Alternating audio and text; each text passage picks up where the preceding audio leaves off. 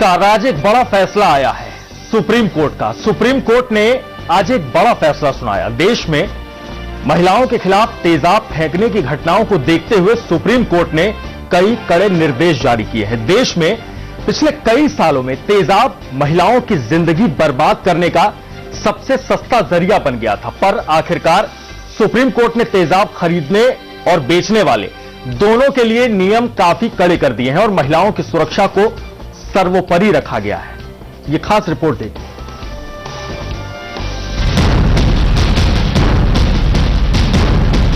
तेजाब अब किसी की जिंदगी में जहर नहीं घोल सकेगा, क्योंकि सुप्रीम कोर्ट ने बेहद कड़े फैसले सुनाए हैं। सुप्रीम कोर्ट ने तेजाब खरीदने और बेचने के लिए कुछ दिशा निर्देश जारी किए हैं। सुप्रीम कोर्ट ने नाबालिगों के तेजाब खरीदने पर रोक लगा दी है। 18 साल के ऊपर के सिर्फ वही लोग तेजाब खरीद सकेंगे जिनके पास वैध पहचान पत्र होगा।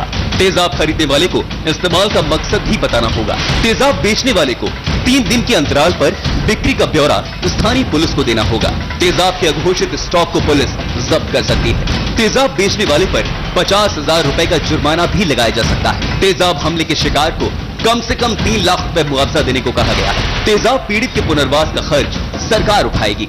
जो विक्टिम कॉम्पेंसेशन स्कीम जो सरकार ने काफी लोग स्टेट गवर्नमेंट से बनाया है, उसका स्टेट कोर्ट को लगा कि काफी कम है। एसिड विक्टिम्स के लिए उन्होंने कॉम्पेंसेशन बढ़ाया, 3 लाख बनाया।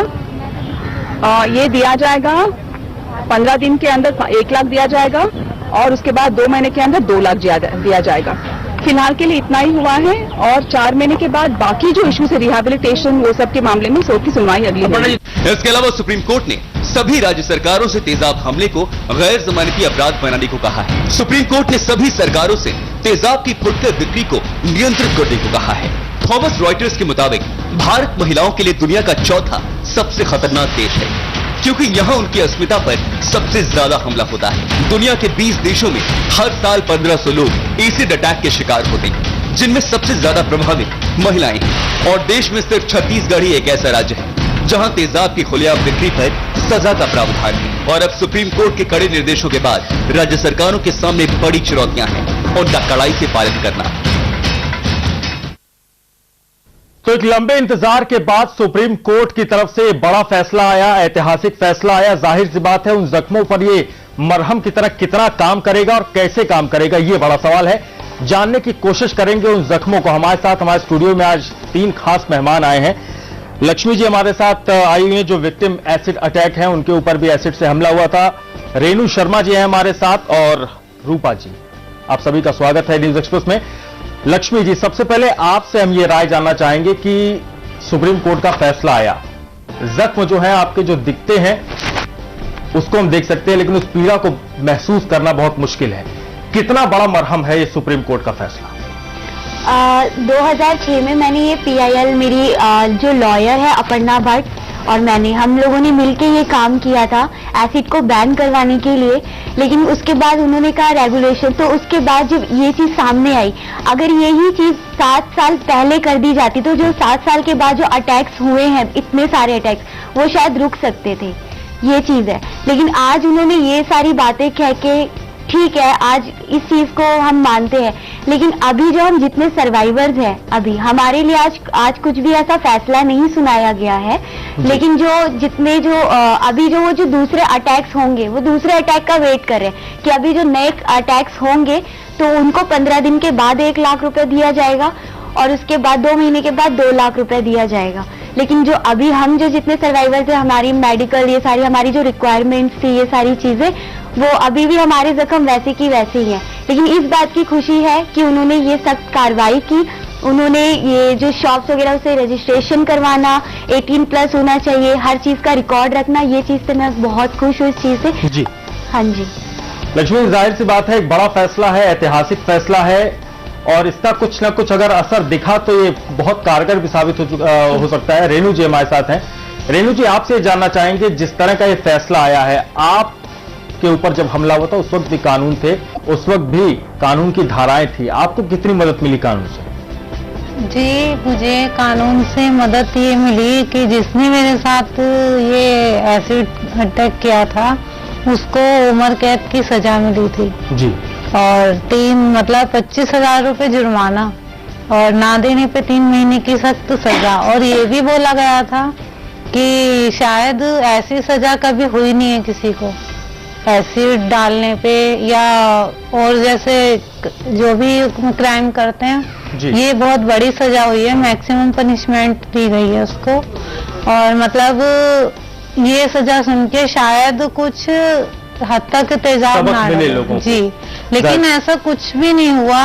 उस 2006 के बाद मेरा केस फाइनल हुआ था 2007 में, तब उसको सजा दी तो वो बोला था कि ये बहुत बड़ी सजा है, ऐसी कभी नहीं हुई, शायद अब ये एसिड डलना बंद हो जाएगा, लेकिन ऐसा कुछ भी नहीं हुआ।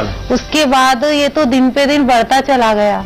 सबने इसको हंसी खेल मजाक समझ लिया कि 30 रुपए की बोतल खरीदो, किसी की भी जिंदगी खराब कर दो।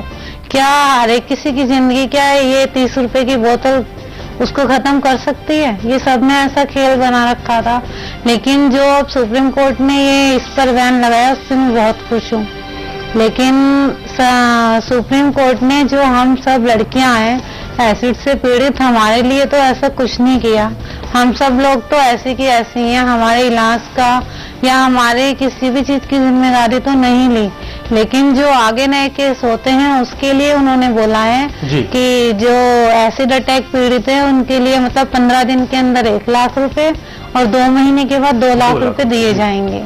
लेकिन सरकार को हमारे लिए भी तो सोचना चाहिए ना। हम लोग कोई हम 7.5 साल से, कोई 7 साल से, कोई 8 साल से हम सब लड़कियां इस एसिड के उससे जूझ रहे हैं, जिससे हम नहीं हमारे परिवार वाले भी जाहिर सी बात है। रेणु जी, पुनर्वास की व्यवस्था करने की भी जिम्मेदारी राज्य सरकार को सौंपी है कोर्ट ने। उसने कहा है कि पुनर्वास की भी जो व्यवस्था है वो राज्य सरकार करे। रूपा जी, आप ये बताइए कि इलाज, जैसा कि रेणु जी ने बताया, इलाज में बहुत पैसा खर्च होता है।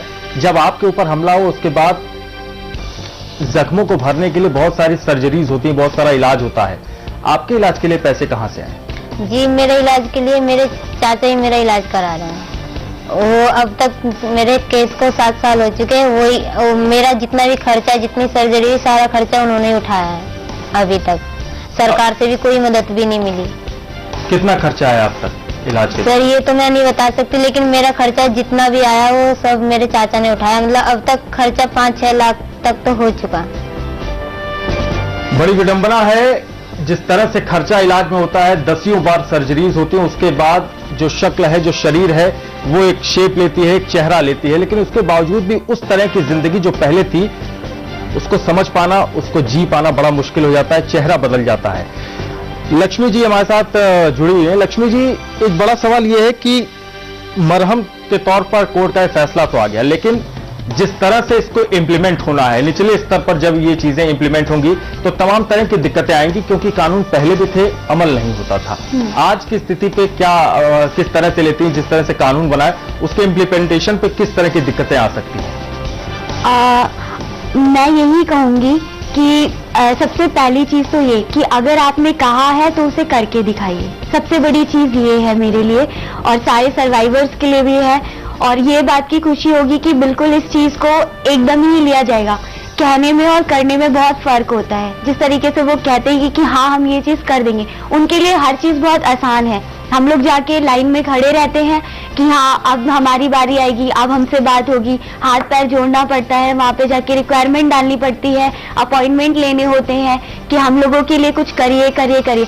लेकिन हम अपने जख्म के साथ, हमारे अंदर भी इतना मरहम, हमारे जख्म के साथ हम वहाँ पे उनसे हाथ पैर जोड़ने जाते हैं अपने ट्रीटमेंट के लिए, ये सारी चीजों के लिए। तो सरकार को देखना चाहिए, अपनी आंखें खोलनी चाहिए।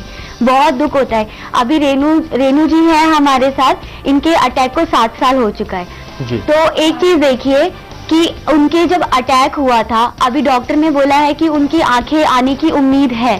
तो एक चीज ये है कि अगर जब उनकी आंखें आने की उम्मीद है, अगर उसी चीज में जितना लेट होता जाएगा तो उस चीज के लिए ट्रीटमेंट भी बिल्कुल बंद होता जाएगा। तो जितनी जल्दी हो सके उतना ट्रीटमेंट उनको फास्ट मिलना चाहिए। आंखें हैं, वो पूरी जिंदगी है उनके पास, आखिर वो यंग है, वो कुछ सोचना चाहिए, आगे चलना चाहिए इस चीज के लिए। लेकिन नहीं, उन्हें कुछ करना ही नहीं है। जाहिर सी बात है, लापरवाही जो बरती गई पिछले दिनों वो नहीं बरती जानी चाहिए। सरकार बेपरवाह बनी रहती थी, अब बनी नहीं होनी चाहिए, क्योंकि सुप्रीम कोर्ट का ये ऑर्डर आ गया है और इस पर अमल होना बहुत जरूरी है। एक छोटा सा हम ब्रेक ले रहे हैं, चर्चा जारी है।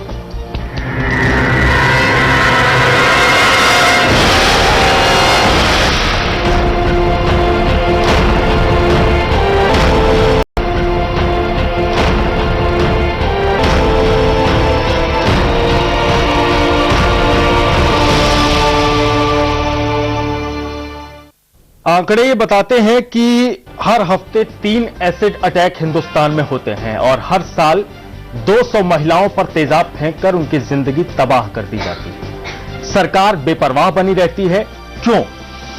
ये समझ से परे।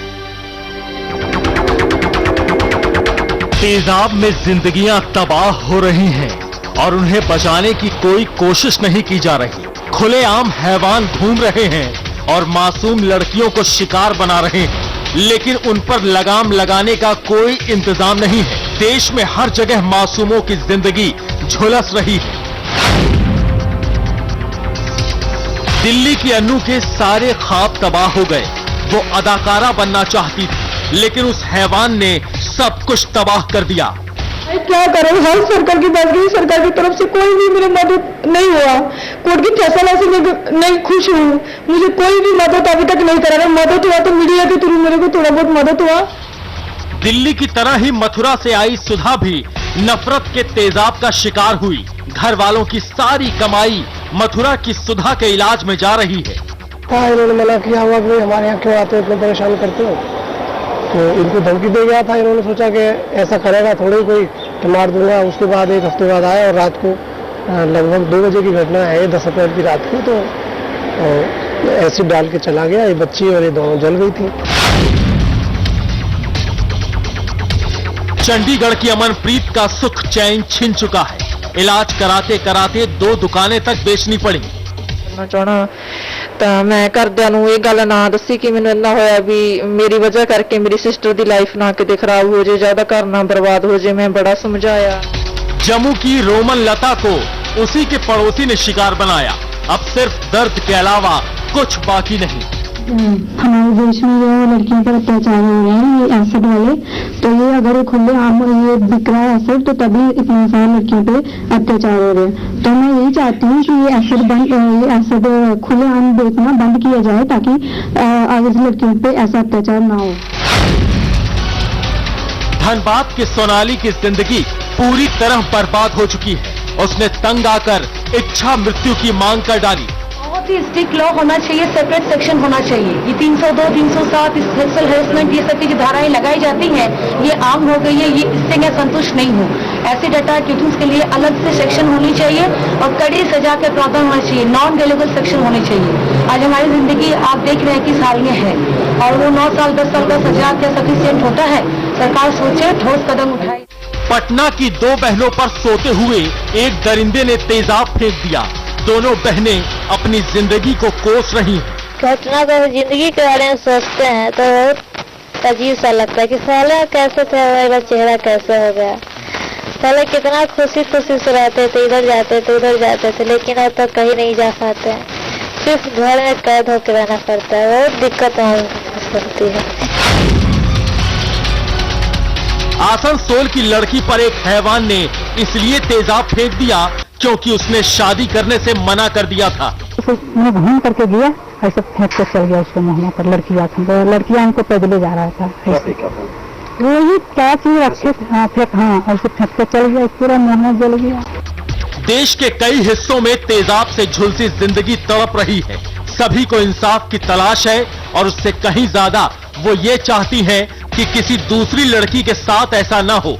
लेकिन इसे रोकेगा कौन?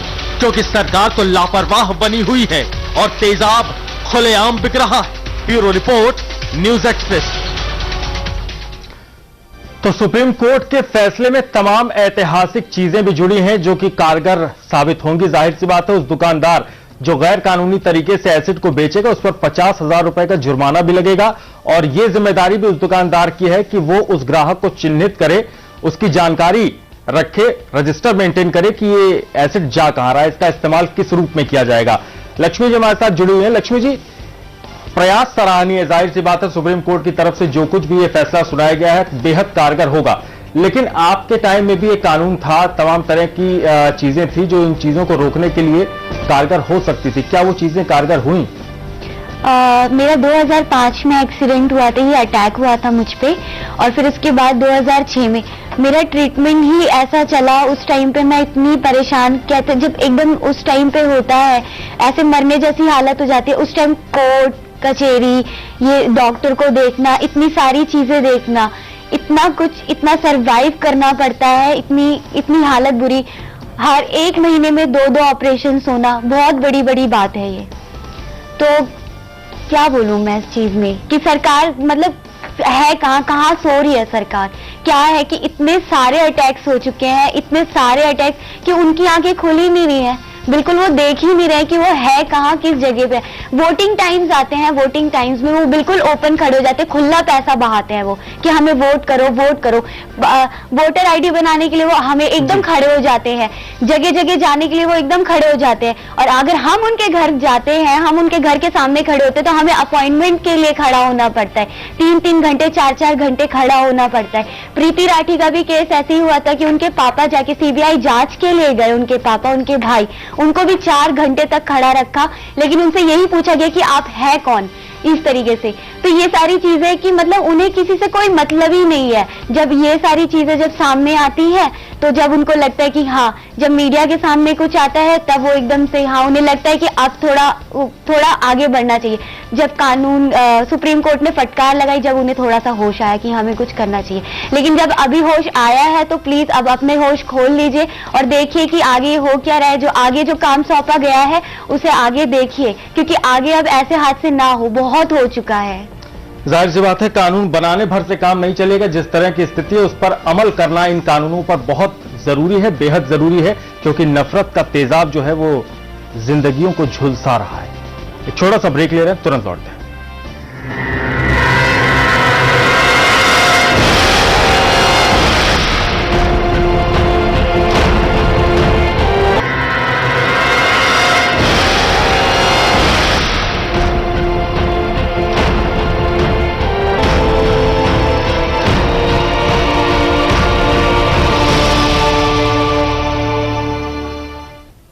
नफरत के तेजाब में झुलसती जिंदगियां, तेजाबी वार को कतई भी रेप की श्रेणी से अलग नहीं रखा जा सकता। क्यों? क्योंकि यह उतना ही जघन्य अपराध है जितना कि रेप। ऐसे में जरूरत साफ तौर पर बेहद कड़े कानून की है। जब सरकार बेपरवाह हो गई तो सुप्रीम कोर्ट ने दिखाई सख्ती। आखिर कब तक नफरत के तेजाब में झुलसती रहेंगी बेकसूर? सुप्रीम कोर्ट की सख्ती, खुलेआम नहीं बिकेगा तेजाब। क्यों देश भर में झुलस रही हैं जिंदगियां? न्यूज एक्सप्रेस की खास पड़ताल। गली नुक्कड़ पर बिकता है मौत का सामान। न्यूज एक्सप्रेस आपके सामने वो हकीकत लेकर आ रहा है और देश के सामने बहस छेड़ रहा है। आखिर क्यों सुप्रीम कोर्ट की सख्ती के बावजूद मौत का सामान सिर्फ 20 रुपए में गली मोहल्लों में बिक रहा है? और क्यों उसको लेकर राज्य सरकारें लापरवाह बनी हुई हैं? देश में हर साल रेप के तकरीबन 24,923 मामले सामने आते हैं और एसिड अटैक के करीब 200 मामले। लेकिन इसका मतलब ये बिल्कुल नहीं कि ये अपराध रेप के मुकाबले कम जघन्य है, बल्कि ये उसी संगीन जुर्म की श्रेणी में आता है जिस श्रेणी में रेप आता है। ये सीमा से ज्यादा बाहर की बात हो गई है। एक के बाद एक लगभग हर महीने आप देखिए, जो आंकड़े देखिए उसमें कितने सारी लड़कियों के ऊपर ये अटैक लगातार हो रहे हैं। एसिड अटैक में लड़की की जिंदगी मौत से भी बदतर हो जाती है। वो जीती तो है लेकिन ऐसे दाव के साथ जिसमें उसका कोई कसूर नहीं। तेजाब से मौत नहीं होती लेकिन वो हर पल मारता है। चेहरा ऐसा हो जाता है जिसे खुद देखने का दिल नहीं करता। हंसती खेलती जिंदगी तबाह हो जाती है और इसके लिए जिम्मेदार हैं वो हैवान जो सिर्फ 15 या 20 रुपए में आसानी से इस बर्बादी के सामान को लेकर आते हैं और चेहरे पर उड़ेल देते हैं नफरत का तेजाब। तमाम लड़कियों की जिंदगियां बर्बाद हो गई। एसिड अटैक इतनी सीरियस ऑफेंस है। वर्मा कमीशन ने अपनी जब रिकमेंडेशन दी थी उसमें भी इसमें जो सजा दी जा रही थी उतनी कम थी, उसको बढ़ाया गया। एसिड विक्टिम अटैक की जो विक्टिम है उसके लिए कुछ न कुछ सहायता राशि तय की गई, लेकिन आज तक सरकार जागी नहीं है कि किस तरह से ये एसिड तमाम जो इस तरह के लड़के हैं, बदमिजाज लड़के हैं, उन लोगों के हाथ में एसिड पहुंचता कैसे है। रेप पीड़ित के साथ जो सुलूक होता है उसके साथ ऐसा जघन्य अपराध करने वाले की मानसिकता कितनी गिरी होती है ये साफ समझ में आता है। ठीक ऐसे ही एसिड अटैक करने वाले शख्स की मानसिकता भी होती है। कई दफा रेप जैसे नापाक मंसूबे को पूरा न कर पाने के बाद वो हैवान लड़की पर एसिड फेंक देता है। ये मानसिकता भी रेप के आरोपी जैसी ही होती है। और इस मानसिकता के लिए जिम्मेदार है सरकार की लापरवाही, जो कोर्ट की सख्ती के बावजूद खुलेआम बिकते स्मॉट के सामान पर रोक नहीं लगा पाई। हमारे इस खबर को और खुलेआम बिकते तेजाब को दिखाने का मकसद ये नहीं कि हम इसे बढ़ावा देना चाहते, बल्कि न्यूज एक्सप्रेस उस सच को आपके सामने लाना चाहता है। खुलेआम बिकते तेजाब पर सरकार सख्त हो, 15 से 20 रुपए में बिकता मौत का सामान पूरी तरह बैन हो, राज्य सरकारें जागरूक हो, लापरवाही बिल्कुल न बरती जाए, तेजाब की बढ़ती वारदातों पर लगाम लगे, एसिड अटैक के लिए कड़ा कानून बने।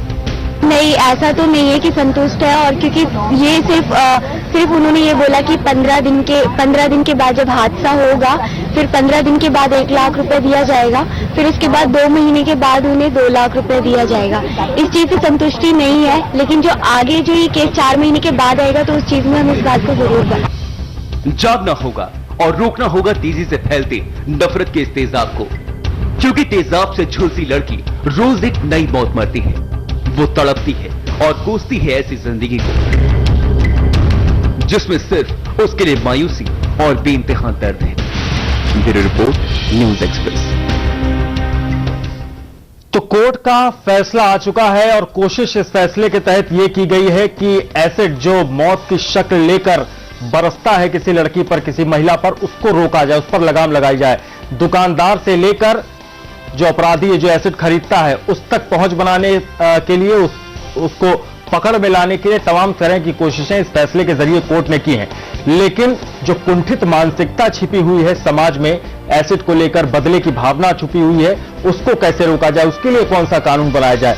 हमारे साथ स्टूडियो में हमारे 3 खास मेहमान लक्ष्मी जी, रेणु जी और रूपा जी जुड़ी हुई हैं। उनसे हम ये जानेंगे एक छोटे से ब्रेक के बाद कि उनकी जो जिंदगी थी वो कितनी बदल गई इस अटैक के बाद, और क्या कुछ शॉकिंग था उनकी जिंदगी में।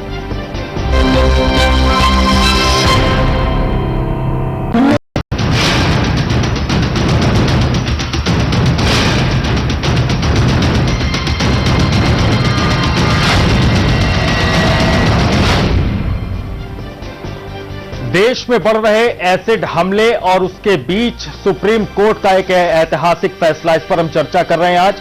समाज में घुलते तेजाबी जहर पर सरकार की सुस्ती पर सुप्रीम कोर्ट ने सख्ती दिखाई और खुलेआम बिकते तेजाब पर लगाम लगाई है। साथ ही पीड़ितों को इंसाफ मिले और उनके इलाज का खर्च भी सरकार दे, ऐसा भी फैसला दिया है। क्या इस फैसले से तेजाबी हमलों पर लगाम लग पाएगी और क्या राज्य सरकारें कोर्ट के फैसले पर पूरी तरह अमल कर पाएंगी? इस बारे में बात करने के लिए हमारे साथ दिल्ली से सामाजिक कार्यकर्ता रंजना कुमारी और लीगल एक्सपर्ट रेखा अग्रवाल साथ में ही स्टूडियो में है। एसिड विक्टिम और तेजाबी हमलों के खिलाफ लड़ाई लड़ने वाली 3 महिलाएं, लक्ष्मी अग्रवाल, रेणु शर्मा, रूपा जी, आपका स्वागत है। तो चलिए शुरू करते हैं न्यूज एक्सप्रेस की खास पड़ताल।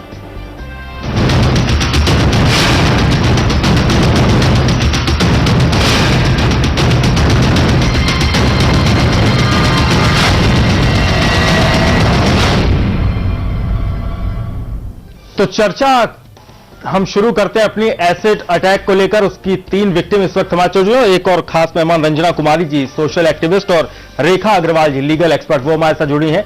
रेखा जी, आपका बहुत बहुत स्वागत है। रेखा जी, सबसे पहले आपसे ये जानना चाहेंगे कि कोर्ट का एक ऐतिहासिक फैसला आया है, क्या राय है आपकी? देखिए, ये एक बहुत पॉजिटिव स्टेप है राइट डायरेक्शन के अंदर। इतने बड़े हादसे आजकल होने लग गए हैं और ये जो तेजाब है, इसको जो करने वाले जो दोषी लोग होते हैं वो इसको एक हथियार की तरह इस्तेमाल कर रहे हैं। ये एक ऐसी चीज है जो बहुत आराम से कहीं पे भी मिल जाती है। किसी भी हार्डवेयर की दुकान के ऊपर जाके आप इस तेजाब को खरीद सकते हैं, बहुत ज्यादा महंगी भी नहीं है। और जितने बढ़ते हुए केसेस आजकल आज देख रहे हैं कि किस तरीके से लोग अपने बदले की भावना से किसी की जिंदगी शारीरिक और मानसिक बिल्कुल खत्म कर देते हैं, तो ये बहुत देर से इस फैसले का इंतजार था और ये बहुत अच्छा फैसला आया है। किसी भी चीज के कम से कम हमको शुरुआत करनी चाहिए।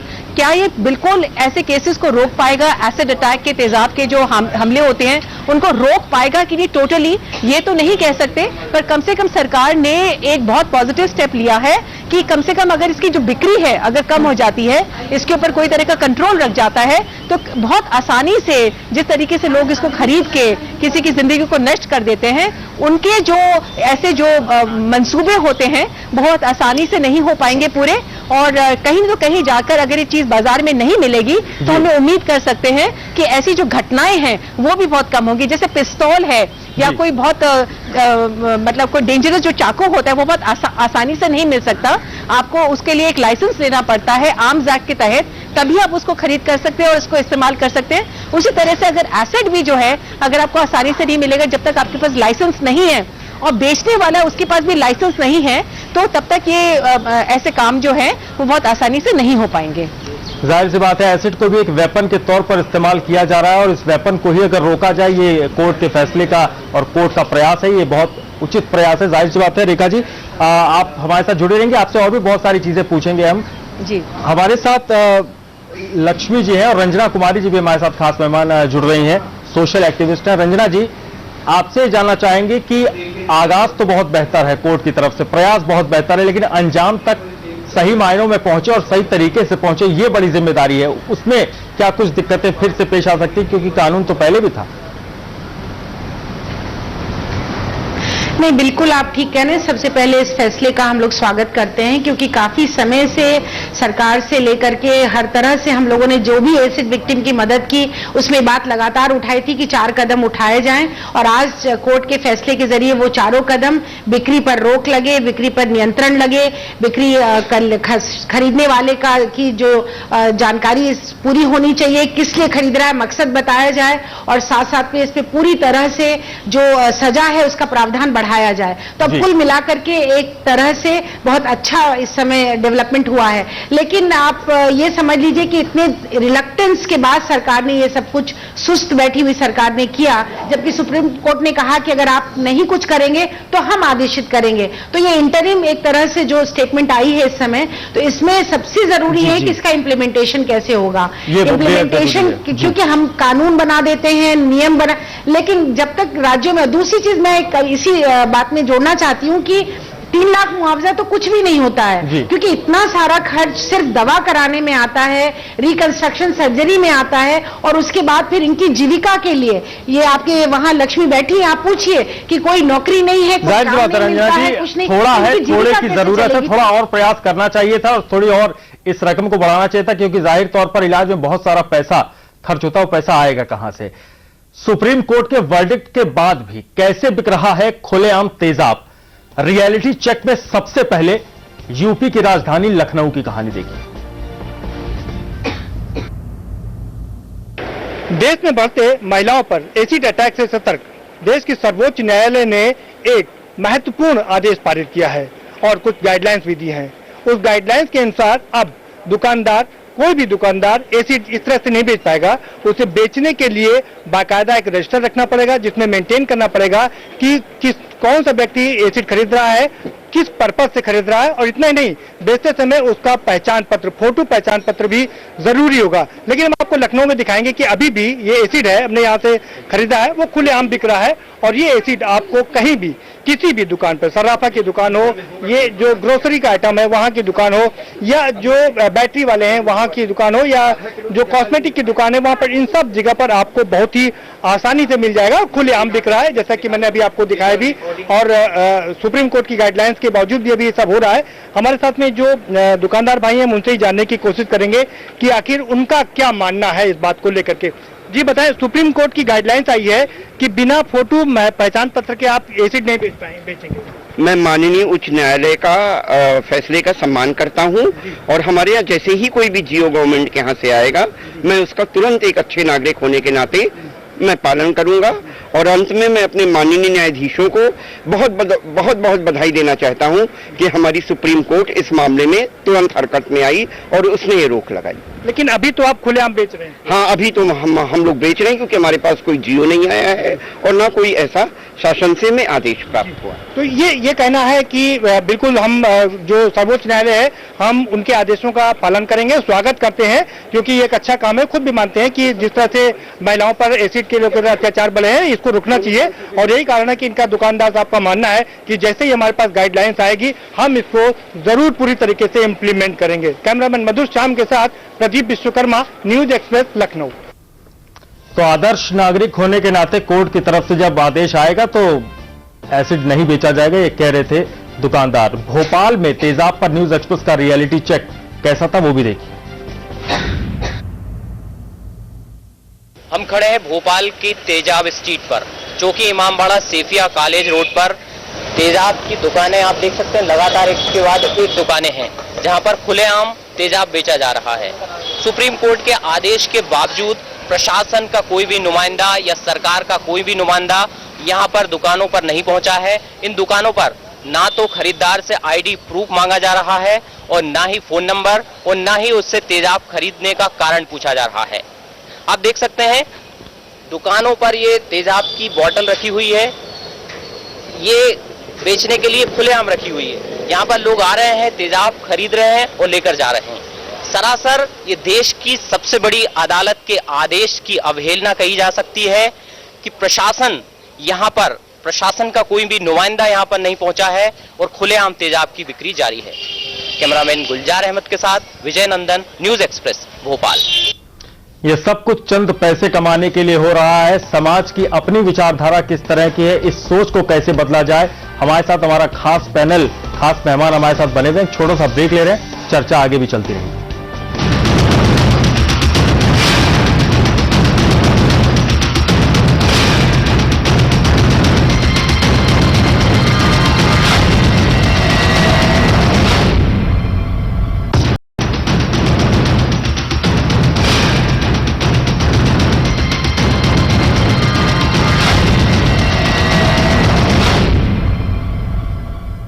तो सुप्रीम कोर्ट ने तो फैसला सुना दिया, लेकिन इस फैसले के बावजूद लखनऊ और भोपाल में क्या हाल था वो आपने देखा। सुप्रीम कोर्ट सख्त तो हुआ, लेकिन रियलिटी अलग है। न्यूज एक्सप्रेस ने पड़ताल की कि कैसे मुंबई और अहमदाबाद में खुलेआम बिक रहा है तेजाब। सुप्रीम कोर्ट की सख्ती के बाद न्यूज एक्सप्रेस ने किया रियलिटी चेक और जाना कैसे अभी भी खुलेआम बिक रहा है वोद का सामान। सबसे पहले आपको दिखाते हैं मुंबई की तस्वीर। अभी अभी मैं दुकान से एसिड और फिनाइल खरीद कर निकला हूँ। हालांकि कोर्ट के जजमेंट के हिसाब से इस तरह के एसिड और फिनाइल खरीदने के लिए, और सबसे बड़ी बात कि एसिड खरीदने के लिए आई कार्ड दिखाने की जरूरत होती है, लेकिन कोर्ट के आदेश को आखिरकार मानता कौन है? और यही बात कहीं न कहीं इस तरह की दुकानों से निकलकर सामने आती है। खुलेआम मिले तेजाब के बाद देखा कि आखिर इसकी तीव्रता कितनी है। हालांकि इस तरह के एसिड को खरीदना कानूनन जुर्म है, लेकिन मैंने यह जुर्म इसलिए कबूल किया क्योंकि कोर्ट के आदेश को कौन कितना मानता है ये दिखाने की कोशिश थी। इस कोर्ट के आदेश के हिसाब से इस तरह के एसिड को खरीदने के लिए एक पहचान पत्र देना होता है, जबकि आसानी से एक मामूली दुकान से मैं इस तरह के एसिड पा सकता हूं। और ऐसे में जिस तरह से एसिड के हादसे बड़े हैं, वो इन हादसों को कोई भी अंजाम दे सकता है। तेजाब आखिर क्यों खुला बिक रहा है, ये सवाल जानने हम जा पहुंचे दुकानदार के पास।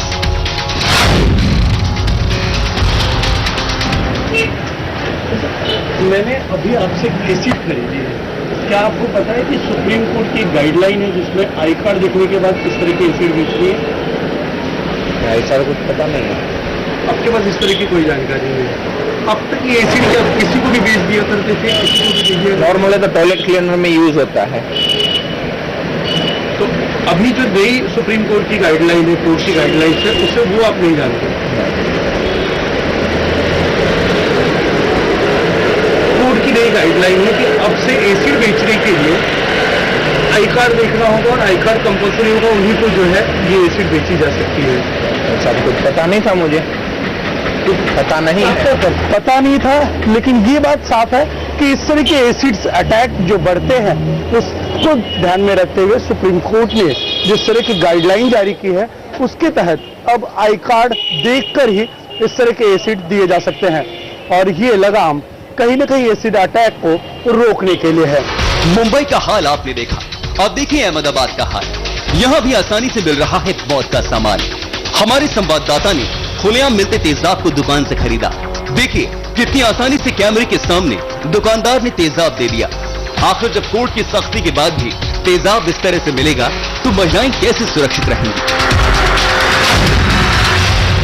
तेजाब पर एसिड पर सुप्रीम कोर्ट की नई गाइडलाइन के बाद भी आज भी ये तेजाब धड़ल्ले से बिक रहा है। आपने देखा कि हम अहमदाबाद की एक दुकान में गए जहां पर बिना किसी रोक-टोक, बिना किसी पहचान पत्र के बगैर ही 10 रुपये में ये तेजाब हमको मिला और हम इस तेजाब की बोतल को लेकर निकल गए। खास तौर पर सुप्रीम कोर्ट ने यह साफ कर दिया है, एक नया आदेश जारी कर दिया है कि अब जो भी लोग एसिड लेने आते दुकान में उनके पास से पहचान पत्र लेना जरूरी है। लेकिन इस आदेश के बाद भी आज भी कहीं ऐसे लोग हैं जो इस तेजाब को धड़ल्ले से बिक रहे हैं। कैमरामैन अवनीश कुमार तिवारी के साथ मैं भौमिक व्यास, न्यूज एक्सप्रेस, अहमदाबाद। देख लीजिए, पूरे देश की तस्वीर हम आपको दिखा रहे हैं कि कोर्ट की नई गाइडलाइन के बाद, सुप्रीम कोर्ट की नई गाइडलाइन जारी करने के बावजूद क्या हाल है और किस तरह से मौत का सामान हाथों हाथ मिल रहा है।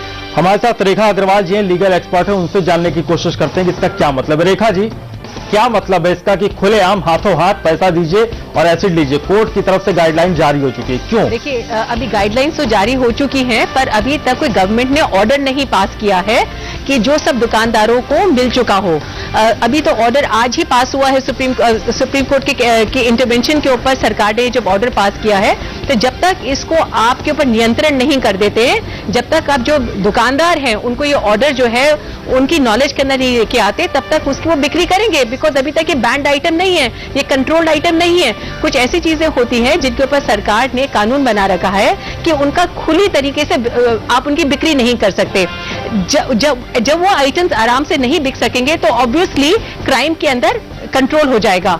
आपने अभी जो रिपोर्ट्स दिखाई वो बिल्कुल सही है। अभी मार्केट के अंदर अहमदाबाद, मुंबई, दिल्ली, हर जगह, लखनऊ में आपने बताया कि आराम से मिल रहा है, वो मिलता रहेगा जब तक किसी भी दुकानदार के ऊपर या विक्रेता के ऊपर ये कंट्रोल ऑर्डर पास नहीं करेगी सरकार, तब तक उनके ऊपर एक खुली इजाजत है। ये तो अपना बिजनेस कर रहे हैं, अपना कारोबार कर रहे हैं। जब तक कोई कंट्रोल ऑर्डर उनकी नॉलेज के अंदर नहीं आएगा, तो अभी तक कोई भी कानूनी तौर के ऊपर ऐसे दुकानदार कोई गलत काम नहीं कर रहे हैं। सुप्रीम कोर्ट की गाइडलाइंस के बावजूद जिस दिन ये ऑर्डर पास हो जाएगा और उसके बाद में भी अगर वो इसकी बिक्री करते हैं, तो सरकार को अपने आप उसके ऊपर कोई ना कोई कंट्रोल करना पड़ेगा। उनका लाइसेंस जो है वो कैंसिल करना पड़ेगा। रंजना जी, आपसे जानना चाहते हैं कि कोर्ट ने तो अपना काम कर दिया, अपनी जिम्मेदारी समझी, समाज कब अपनी जिम्मेदारी समझेगा? देश के अंदर इतना कुछ हो रहा है, 3 महीने की समय सीमा दी गई, क्या 3 महीने में सब कुछ दुरुस्त हो जाएगा?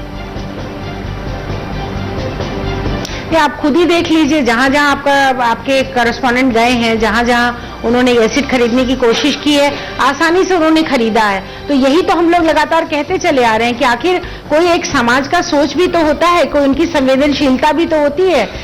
बिल्कुल निरंकुश ढंग से ये लोग काम कर रहे हैं, दुकानदार बेच रहे हैं, और वही कारण है कि लड़के जाते हैं और खरीद के ला करके। क्या इन लोगों को जो ये बेच रहे हैं एसिड, इनको मालूम नहीं है कि इतनी सारी लड़कियों के चेहरे पर ये फेंके गए, कितनी सारी लड़कियों की जिंदगी बर्बाद की गई? तो क्या इनको स्वयं भी अपनी तरफ से कुछ ऐसा नहीं करना चाहिए ताकि समाज में सिर्फ सरकार का डंडा चलेगा, पुलिस का डंडा चलेगा, तभी परिवर्तन आएगा? तो ये इसी मानसिकता के तहत तो आज तक, और अब कम से कम ये कानून बना है, राज्य सरकारों को पूरी संजीदगी के साथ इस कानून को लागू करना पड़ेगा। जो लोग इसका वायलेशन करेंगे उनको पूरी तरह से सजा देनी पड़ेगी। कोई न कोई प्रावधान ऐसा होना चाहिए, वरना ये अपने आप में इतना ज्यादा बढ़ा हुआ जुल्म है और जुर्म है, जिसमें कि आप औरत को रोकना बहुत जरूरी है। रंजना जी हमारे साथ, हमारे पैनल में, स्टूडियो में एसिड अटैक की विक्टिम भी हैं, लक्ष्मी जी हैं, रेणु जी हैं, रूपा जी हैं, उनसे भी क्या आप कुछ कहना चाहेंगी, बात करना चाहेंगी? नहीं, बिल्कुल, मैं उनसे कहना, लक्ष्मी से खास तौर से मैं कहना चाहूंगी, और खास तौर से बाकी जो विक्टिम आपके सर्वाइवर्स आपके यहाँ बैठे हुए हैं, कि ये जो हिम्मत दिखा करके सुप्रीम कोर्ट में खड़ी रही, मैं इनकी हिम्मत की दाद देती हूँ। इन्होंने समाज के सामने एक उदाहरण रखा है, इनका सम्मान किया जाना चाहिए। देश भर को ये मालूम होना चाहिए कि लक्ष्मी सुप्रीम कोर्ट में खड़ी होकर के उसने 5 साल ये मुकदमा लड़ा है, और जिसकी वजह से आज इस तरह का फैसला सरकार लेने के लिए मजबूर हुई है। तो जितने भी सर्वाइवर हैं, इन लोगों को हिम्मत नहीं छोड़नी चाहिए। तमाम हम जैसे लोग समाज में हैं जो इनकी मदद के लिए सामने आने के लिए हर समय तैयार हैं, और साथ साथ में ये मैसेज दें मर्दों को, पुरुषों को, कि देखो तुमने हमारा क्या हाल बनाया, क्या जिंदगी में इसी तरह की जिंदगी जीने के लिए मजबूर किया है। तो उनको, ऐसे लोगों को किस कड़ी से कड़ी सजा, 12 साल से लेकर के ताज जिंदगी जेल की सजा दिलवाने की समाज कोशिश करे। चलिए, मैं कुछ कहना चाहती हूँ यहाँ पर। जी मैं यहाँ पे ये ऐड करना चाहती हूँ कि ये बहुत अफसोस की बात है कि लक्ष्मी को एक जनहित याचिका सुप्रीम कोर्ट के अंदर फाइल करनी पड़ी, तभी जाके सरकार जागी है। अपने आप ये सरकार ने कदम नहीं उठाया है। जब तक ये जनहित याचिका लक्ष्मी ने दर्ज नहीं करी थी कोर्ट के अंदर, तब तक सरकार ने इस मामले को इतना लाइटली लिया, जरा भी संजीदगी नहीं दिखाई इस मामले के ऊपर। तभी जाके ये हालत हुई है हमारी देश की नारियों की, जहां पे जो पुरुष प्रधान देश है ये, और यहाँ पे अपनी औरतों की रक्षा करने की जगह इस तरह से बदले की भावना के साथ उनकी जिंदगी जो है उनको खराब कर दी जाती थी। मुझे अफसोस है कि अभी तक सरकार ने इसके ऊपर कोई भी तरह के पुख्ता कदम नहीं उठाए थे। इसी याचिका के बाद जाके, और लक्ष्मी को इस बात की मैं दाद देना चाहती हूँ कि उन्हीं के कहने के ऊपर आज ये इतना बड़ा फैसला, जो एक ऐतिहासिक फैसला है, जो आज सुप्रीम कोर्ट ने पास किया है। चलिए रेखा जी, आपके पास लौटेंगे और भी बातचीत करेंगे। इस बीच आपको पटना की भी तस्वीर दिखाते हैं, वहां भी खुलेआम मिल रहा है तेजाब। सुप्रीम कोर्ट के फैसले के बावजूद तेजाब खुलेआम बाजार में किस कदर बिक रहा है, इसका नमूना हमारे साथ। अभी हमने पीछे जो किराना स्टोर है यहाँ से ये तेजाब खरीदा है, और ये एसिड 450 ml की पहले जो ये 5 या 6 रुपए में मिल जाती थी, अब 10 रुपए इसकी कीमत हो गई है। 10 रुपए में आसानी से किसी भी गली मोहल्ले टोले के किसी भी दुकान से इस एसिड को खरीदा जा सकता है। सरकार के दावे अलग हैं, सुप्रीम कोर्ट ने जो फैसले दिए हैं उसका किस कदर से पालन हो रहा है ये सामने है। कैमरामैन रणधीर के साथ रवि रंजन, न्यूज एक्सप्रेस, पटना। चलिए, तो पटना का हाल आपने देख लिया। रेणु जी, लक्ष्मी जी, रूपा जी तीनों हमारे साथ जुड़ी हैं। रेणु जी, आपसे जानना चाहेंगे कि जब आपके ऊपर एसिड हमला हुआ था, उस वक्त सरकार की तरफ से क्या कुछ प्रयास हुआ, स्थानीय प्रशासन की तरफ से क्या हुआ, तमाम एनजीओ काम कर रहे हैं इस दिशा में, उनकी तरफ से क्या मदद मिली, और जो विक्टिम है वो कहाँ है? जी, मुझे सरकार की या किसी एनजीओ की तरफ से कोई मदद नहीं मिली, और जो वो जिसने मेरे साथ एसिड, मेरे ऊपर एसिड डाला था, वो अभी जेल में उम्र कैद की सजा मिली है उसे, और मुआवजे के तौर पे वो जो उसके ऊपर जुर्माना बोला वो 25,000 रुपये, और वो भी मतलब ना देने पे 3 महीने की सख्त सजा। जी, मैं इस फैसले से खुश ना होके भी फिर भी मतलब मुझे इस फैसले को एक्सेप्ट करना पड़ा, क्योंकि जो वकील थे हमारे वो बोले कि ये मैक्सिमम पनिशमेंट है, ऐसी पहले कभी किसी को नहीं हुई, ये बहुत बड़ी सजा मिली है। आपका भी ट्रीटमेंट इस वक्त चल रहा है, कितना खर्चा आता होगा सरकार की तरफ से, कोर्ट की तरफ से जो प्रयास हुए हैं, क्या वो पर्याप्त हैं? जी, मेरे ऑपरेशन में खर्चा तो काफी आ चुका है, जिससे मेरे मतलब पापा जी ने जमीन, घर, मकान सब बेच दिए हैं। लेकिन अब मेरी आंखें, अब भी मेरे ऑपरेशन चल रहे हैं, 7.5 साल हो गए मुझे, 7-8 ऑपरेशन हो चुके, अब भी 8-10 ऑपरेशन होने बाकी हैं। इतने ऑपरेशन होने के बाद आज मैं ऐसी हूँ, ये आप सब मुझे देख रहे हैं, लेकिन फिर भी मतलब मैं इतनी ठीक नहीं हूँ कि अपने आप चल सकूं, क्योंकि मंची आंखें और आंखों से मुझे बिल्कुल भी नहीं दिखता। जाहिर सी बात है, उम्मीद जगह कैसे जब प्रयास ही नहीं होंगे। रूपा जी भी हमारे साथ हैं। रूपा, रेणु जी हैं, रेणु जी से हमने बातचीत की। रूपा जी, आपसे ये जानना चाहेंगे कि आपके जो एसिड विक्टिम थे, जिन्होंने आपके ऊपर एसिड डाला, उनके ऊपर क्या कार्रवाई हुई, और अब तक इलाज के तौर पर कितनी कुछ मदद मिल पाई आपको? जिसने मेरे ऊपर तेजाब डाला वो अभी, उनके ऊपर केस तो हुआ था, लेकिन 1.5 साल के बाद मेरे पापा ने, मेरे चाचा ने मिलकर उनको बाहर छुड़वा लिया, मतलब बाहर निकाल लिया। वो अभी भी बाहर ही है, गांव में रह रही है आराम से, अच्छी खासी। और मेरा इलाज तो हो गया, 11 सर्जरी मेरी हो चुकी है, और अभी और बाकी है। लक्ष्मी जी, आपसे भी एक छोटा सा, जो विक्टिम है उनको 2009 में सजा मिली थी। जो लड़का था उसको 10 साल की सजा हुई है, जो लेडीज थी उसको 7 साल की। लड़का जो था उसको जब वो 4 दिन के बाद जब वो अरेस्ट हुआ, उसका 1 महीने के बाद बेल मिल गई। बेल मिलने के बाद उसने शादी कर ली, 1 साल तक वो बेल में बाहर रहा। अगर कानून सख्त होती, सख्त से सख्त कार्रवाई होती इस चीज के ऊपर, सख्त से सख्त सजा मिलती, तो क्या आगे ये एसिड अटैक्स होते क्या? और आज वो अपनी ऐश की जिंदगी जी रहा है। जो लेडीज थी वो निकल चुकी है बाहर, और जो वो लड़का है वो 1.5 साल के बाद बाहर निकल जाएगा। उनकी जिंदगी है, और हमारी जिंदगी यही थमी की थमी रह गई। आगे हम कुछ कर नहीं पा रहे हैं, बढ़ नहीं पा रहे हैं।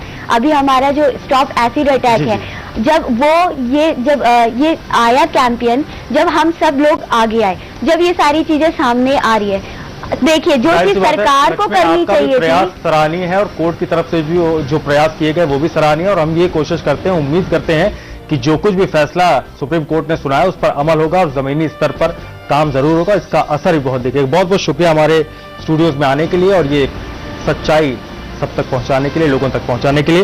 रंजना जी आपका भी, रेखा जी, लक्ष्मी, रेनू और रूपा जी, आप सभी का बहुत बहुत शुक्रिया यहां पर आने के लिए।